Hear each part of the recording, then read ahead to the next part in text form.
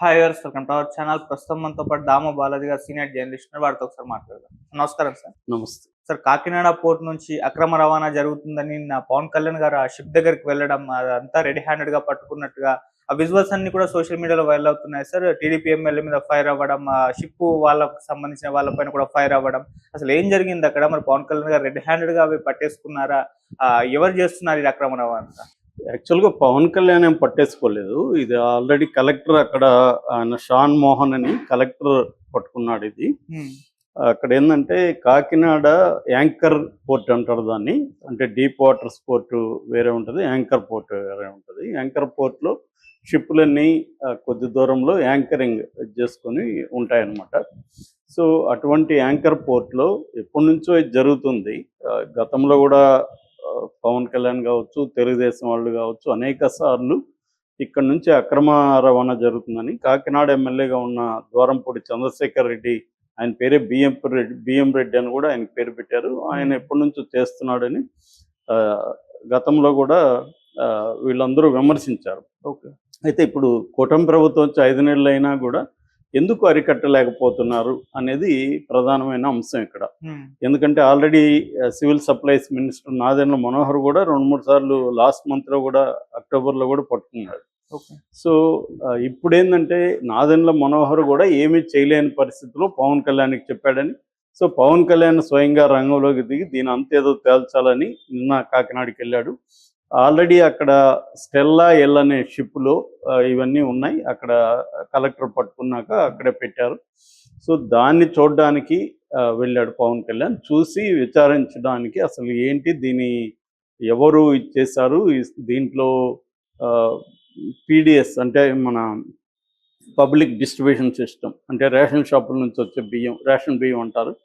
ఆ రేషన్ బియ్యం ఎంత ఉంది, అసలు ఇదంతా ఎవరు దీన్ని తీసుకెళ్తున్నారు, అధికారులు ఏం చేస్తున్నారు, ఇవన్నీ చేయడానికి నిన్న పవన్ కళ్యాణ్ తర్వాత ఆయనతో పాటు ఇటు వనమాడి వెంకటేశ్వరరావు, ఆయన కొండబాబు అంటారు, ఎమ్మెల్యే కాకినాడ, ఆయన వెళ్ళారు. ఆయన తెలుగుదేశం ఎమ్మెల్యే. దాని తర్వాత కలెక్టరు, డిఎస్పి, తర్వాత అక్కడ సివిల్ సప్లైస్ చైర్మన్ సుధీర్, తర్వాత డిఎస్ఓ అంటే సివిల్ సప్లైస్కి అక్కడ ఆఫీసరు ఆయన ఎంఐ ప్రసాద్, వీళ్ళందరూ అక్కడికి వెళ్ళారు. వెళ్ళినప్పుడు పవన్ కళ్యాణ్ చూస్తే దాదాపు 38,000 టన్నుల బియ్యం అక్కడ ఉన్నట్టుగా చెప్తున్నారు. అందులో 640 టన్నులు రేషన్ బియ్యం. 38,000 టన్నుల్లో 640 టన్నులు రేషన్ బియ్యం. సో ఇది ఎక్కడి నుంచి ఎలా వచ్చింది అనేదానికి పవన్ కళ్యాణ్ నిన్న కొన్ని విషయాలు షాకింగ్గా ఉంది. ఆయన వెళ్ళి చెప్పిన విషయాలు అదేంటంటే, ఆయన 2 నెలల నుంచి ట్రై చేస్తుంటే వెళ్ళడానికి ఆపుతున్నారనేది ఒకటి చెప్పాడు. ఎవరు ఆపుతున్నారనేది చెప్పలేదు. అట్లాగే ఇప్పుడు 2 రోజుల నుంచి రావద్దండి, మెసేజ్లు విపరీతంగా వస్తున్నాయి, దాదాపు 10,000 మంది జీవితాలు దీంతో ముడిపడి ఉన్నాయి, మీరు వాళ్ళందరి జీవితాలను నాశనం చేస్తారు, రావద్దని మెసేజ్లు వస్తున్నాయి అన్నాడు. ఆ మెసేజ్లు ఎవరు పెట్టారో చెప్పలేదు. దాని తర్వాత నేను షిప్లోకి వెళ్తానంటే కూడా ఈ అధికారులు ఇక్కడ అడ్డుకుంటున్నారు అన్నాడు. మరి ఒక డిప్యూటీ సీఎంనే అడ్డుకుంటే ఇంకా వేరే వాళ్ళ పరిస్థితి ఏంటన్నాడు. మరి ఎవరు అడ్డుకున్నారు, వాళ్ళ మీద చర్యలు ఏంటి అనేది చెప్పలేదు.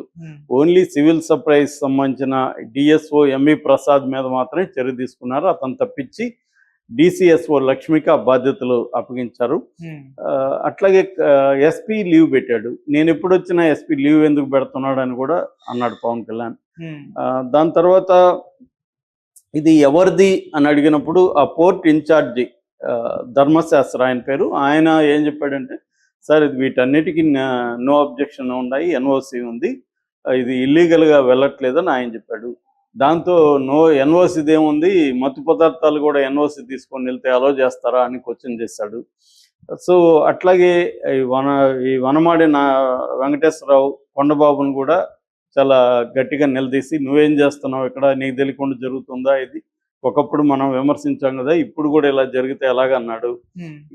ఇది ఆయన చేసిన ఇది నిన్నంతా కూడా. అట్లాగే ఆయన అనేక ఆరోపణలు కూడా చేస్తున్నాడు. అదేంటంటే మొత్తం పోర్టు, ఇంత పెద్ద పోర్టులో కేవలం 16 మంది మాత్రమే సిబ్బంది ఎందుకున్నారు అనేది ఆయన ఆరోపణ. సో ఇలాగా ఆయన చాలా ఆరోపణలు చేశాడు. ఒకటి, ఆ ఎమ్మెల్యే సరిగా పనిచేయలేదు, తెలుగుదేశం ఎమ్మెల్యే. 2, ఆ పోర్టు అధికారులు బాధ్యతగా లేరు. మూడు, ఇది ఎవరిది, ఆషి ట్రేడింగ్ ఎవరిది, మానస ఎవరిది, అగర్వాల్ ఎవరిది అని వాళ్ళని అడిగాడు. సో మరి ఇప్పుడు దీని మీద ఆయన ఏమి చర్యలు తీసుకోబోతున్నాడు అంటే, ఇక్కడ డిప్యూటీ సీఎం స్థాయిలో ఉన్న పవన్ కళ్యాణ్ నిజానికి ఆయన శాఖ కాదు, ఇది ఆయనకు సంబంధం లేదు. అయినా ఈ మధ్య కాలంలో ఆయన ఏం చేస్తున్నాడంటే తెలుగుదేశం మినిస్టర్ల శాఖల్లోకి కూడా ఎంటర్ అవుతున్నాడు. అట్లాగే ఇప్పుడు తన మినిస్టర్ శాఖలకు కూడా ఎంటర్ అయ్యాడు. అట్లాగే తెలుగుదేశం పార్టీకి సంబంధించిన వాళ్ళను కూడా నిలదీయడం ఓపెన్ గా. అనితని ఎలా మాట్లాడాడు మనకు తెలుసు. నీ శాఖను నేను తీసుకుంటానన్నాడు. ఇప్పుడు కూడా ఈ శాఖను నేను తీసుకుంటానన్న పద్ధతిలోనే మాట్లాడాడు. అంటే మామూలుగా అయితే రాజ్యాంగబద్ధంగా డిప్యూటీ సీఎంకి సపరేట్ ఏమీ పదవి హోదా లేదు. డిప్యూటీ సీఎం కూడా అది పొలిటికల్ పదవి తప్ప రాజ్యాంగబద్ధమైన పదవి కాదు. ఆ రకంగా ఈయనకేం ప్రత్యేక అధికారాలు లేవు. కాకపోతే ఏంటంటే కూటమిలో ఈయన ఇంపార్టెంట్ భాగస్వామి కాబట్టి ఈయన ఎవరినైనా నిలదీసే హక్కు ఉందనేది వాళ్ళు అనుకుంటున్నారు. అది ఈయన చేస్తున్నాడు. కాకపోతే ఇక్కడ ఏంటంటే పవన్ కళ్యాణే దీని మీద ఇంత గందరగోళం ఉంటే ఇందులో ఏదో జరుగుతుంది ఎప్పటి నుంచి. ఇప్పటికి కూడా పవన్ కళ్యాణ్ కానీ తెలుగుదేశం వాళ్ళు కానీ ద్వారంపూడి తమ్ముడే చేస్తున్నాడు అని చెప్పి మరి 6 నెలలు అవుతుంది ఆల్మోస్ట్. ఎందుకు వీళ్ళు చేయలేకపోతున్నారు? నిన్న కూడా ఆంధ్రజ్యోతి మాఫియాకి ద్వారం అని పెట్టింది. 1300 వెహికల్స్ రోజు వెళ్తున్నాయని చెప్తున్నారు. మరి ఇంత జరుగుతూ ఉంటే వీళ్ళ ప్రభుత్వం ఉంది, వీళ్ళ మినిస్టర్ ఉన్నాడు, వీళ్ళ అధికారులు ఉన్నారు, వీళ్ళకి ఇంకా మరి వైసీపీ పోలింగ్ ఇప్పటికీ స్మగ్లింగ్ చేస్తూ ఉంటాయి. 5 నెలలుగా ఎందుకు ఉన్నారనేది పెద్ద ప్రశ్న. నిన్న మొన్న కూడా నెల్లూరు జమీన్ రైతులు కూడా అక్కడ మైన్స్ అటవీ దీంట్లో పెద్ద ఎత్తున స్మగ్లింగ్ జరుగుతుందని రాశారు. అన్ని చోట్ల చాలా చోట్ల ఈనాడు కూడా మధ్య ఇసుక కుంభకోణంలో ఒకటి ఇప్పటికి కూడా వైసీపీ వాళ్ళు చాలా చోట్ల చేస్తున్నారని. అంటే ఆల్రెడీ వీళ్ళకి ఒక మెకానిజం ఉంటుంది, వీళ్ళు చేయగలిగిన పరిస్థితి ఉంటుంది. దీన్ని చేసి అక్కడున్న తెలుగుదేశం వాళ్ళకి వాటా ఇస్తున్నారనేది ఆంధ్రజ్యోతి ఈనాడు లాంటి తెలుగుదేశం పత్రికలు కూడా ఆరోపిస్తున్నాయి. అంటే ఇదేంటంటే ప్రభుత్వాలు మారుతున్నాయి కానీ దోపిడీ మారట్లేదు అన్న విమర్శ తెలుగుదేశం మీడియా నుంచి కూడా బలంగానే వస్తుంది. ఇది చంద్రబాబుకి ఇబ్బంది అనేది వాళ్ళ ఆవేదన. అందులో వాస్తవం ఉంది. ఎందుకంటే చంద్రబాబు వీళ్ళని కంట్రోల్ చేయడంలో కొంత దాని ఏమంటారు మెతక వైఖరి ఇది ఉంది. ఆయన గట్టిగా మాట్లాడుతున్నాడు, వార్నింగ్లు ఇస్తున్నాడు కానీ ఎవరు వినట్లేదు. మనం చూసాం కదా బూడిదకు సంబంధించి ఎట్లా జేసీరి ప్రభాకర్ రెడ్డి తర్వాత ఆది నారాయణ రెడ్డి వీళ్ళిద్దరూ ఎలా కొట్టుకుంటున్నారు. అంటే క్లియర్గా ఏంటంటే ఇప్పుడు అన్ని వనరులలో దోపిడీ అనేది మొదలైంది అనేది మనకు కనబడుతుంది. అయితే పవన్ కళ్యాణ్ ఎందుకు ఇలా చేస్తున్నాడు? నిజానికి ఆయన ఏం చేయాలి? దానికి సంబంధించిన మంత్రి ద్వారానే చేయించాలి. అప్పుడే ఆ మంత్రికి విలువ ఉంటుంది. ఈయన మంత్రిని ప్రశ్నిస్తూ ఉంటే ఆ మంత్రులకి విలువ ఉండదు. ఈయన ఏదో ఒక షాడో గవర్నమెంట్ నడుపుతున్నట్టు కనిపిస్తుంది. అంటే పవన్ కళ్యాణ్కి ఏమన్నా అజెండా ఉందా? తెలుగుదేశం వాళ్ళకి ఒక ప్రతిపక్షం లాగా. ఎందుకంటే జగన్ ఇట్లాంటి పనులు చేయాలి, జగన్ చేయట్లేదు. జగన్ వాదల్లో జగన్ ఉన్నాడు, తన పార్టీకి సంబంధించిన కాపాడుకునే పనులలో జగన్ ఉన్నాడు తప్ప ఇట్లాంటి పనులు జగన్ చేస్తే జగన్కి ఇది వచ్చేది. నిజానికి అవి చేయలేదు. రెండోది వైసీపీ వాళ్ళు చాలా చోట్ల ఇంకా చేస్తున్నారు కాబట్టి జగన్కి కూడా చేస్తే ఇబ్బందికరం. ఎందుకంటే జగన్ కూడా వైసీపీ ఎమ్మెల్యే చేస్తే జగన్ కోటా ఉంటుంది ఖచ్చితంగా. కాబట్టి ఈ రకంగా జగన్ అనేక చోట్ల ఇప్పుడు నేను చెప్పిన జమీన్ రైతు దాంట్లో ఆ రిపోర్ట్లో కూడా ఈ వైసీపీ వాళ్ళు కూడా దీంట్లో ఉన్నారని చెప్తున్నారు. దాంట్లో కూడా రాశారు వైసీపీ వాళ్ళు ఉన్నారు కాబట్టి సాక్షిలో రాదు ఇది, జగన్ కూడా దీన్ని పట్టించుకోవడానికి కూడా జమీన్ రైతుల్లో రాశారు. అంటే ఇంకా చాలా చోట్ల వైసీపీ యంత్రాంగం వైసీపీదే ఉంది, ఎమ్మెల్యేలు అది నాయకులు వైసీపీ వాళ్ళే ఇంకా చాలా చోట్ల చేస్తున్నట్టు కనబడుతుంది. దీంట్లో కూడా ఇప్పుడు అదొక యాంగిల్. రెండోది అసలు ఈ పీడిఎస్ బియ్యం ఇంత 640 టన్నులు ఎక్కడి నుంచి వెళ్ళింది అది ముందు తేలాలి. ఎందుకంటే ప్రజలకు మనకి ఆహార భద్రత చట్టం ఉంది. ఆ చట్టం కింద ప్రతి ఒక్కరికి 5 కేజీల బియ్యం అందాలనేది సెంట్రల్ గవర్నమెంట్ ప్రోగ్రాము. సెంట్రల్ గవర్నమెంటే దీంట్లో మామూలుగా ఒక వ్యక్తికి బియ్యం అందించడానికి 43.5 రూపాయలు అయితే అందులో 38 రూపీస్ సెంట్రల్ గవర్నమెంట్ ఇస్తుంది, మిగతా స్టేట్ గవర్నమెంట్ చేసుకుంటుంది. సో ఈ 43.5 రూపీ ఒక కేజీకి అవుతుంటే దీన్ని 8-10 రూపాయల లోపల కొంటారు వీళ్ళు వ్యాపారస్తులు. కొని దీన్ని ఏం చేస్తారంటే స్మగుల్ చేస్తున్నారు.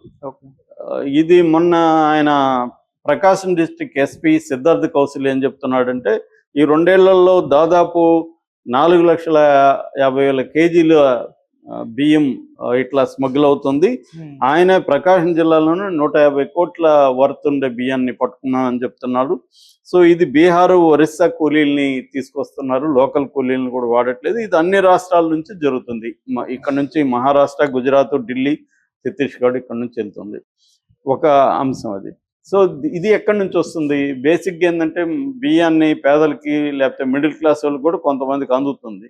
ఈ బియ్యాన్ని వాళ్ళు తినట్లేదు, ఎందుకంటే వాళ్ళకి సన్న బియ్యం అలవాటు అయిపోయి మొతక బియ్యాన్ని వాళ్ళు తినడానికి ఇష్టపడట్లేదు. దానివల్ల వాళ్ళే అమ్మేసుకున్నారు. నేను చిన్నప్పటి నుంచి చూస్తున్నా, ఇప్పుడుది కాదు ఈ సమస్య, ఏ గవర్నమెంట్ ఉన్నా చిన్నప్పటి నుంచి మా ఊర్లో చూస్తున్నా వాళ్ళు రేషన్ బియ్యం అమ్ముకోవడం అనేది కనిపిస్తుంది. తిరుపతి అంతా కూడా చాలా చోట్ల రేషన్ బియ్యంతో ఇడ్లీలు చేస్తున్నారు, చౌకగా ఇస్తున్నారు. సో లోకల్ కన్జంప్షన్ అవుతుంది, ఎక్స్పోర్ట్ కూడా అవుతుంది. ఈ మధ్య ఏంటంటే ఆఫ్రికాలో కన్జంప్షన్ అనేది బాగా పెరిగింది, ఆఫ్రికా డిమాండ్ పెరిగింది. ఆఫ్రికానే కాకుండా మలేషియా, బంగ్లాదేశ్ ఇలాంటి చోట్లకు కూడా ఇది చేస్తున్నారు. ఇక్కడ ఏంటంటే ఆయన పోర్ట్ అధికారి చెప్పినట్టు ఇదంతా లీగల్ గానే ఉంది. ఇప్పుడు వాళ్ళు ఎక్కడో కొన్నారు రైతుల దగ్గర, దాన్ని తీసుకొచ్చారు. ఇప్పుడు ఎవరిది తప్పు? కొన్నవాడిదా, అమ్మిన రైతులదా? ఒకవేళ అక్కడ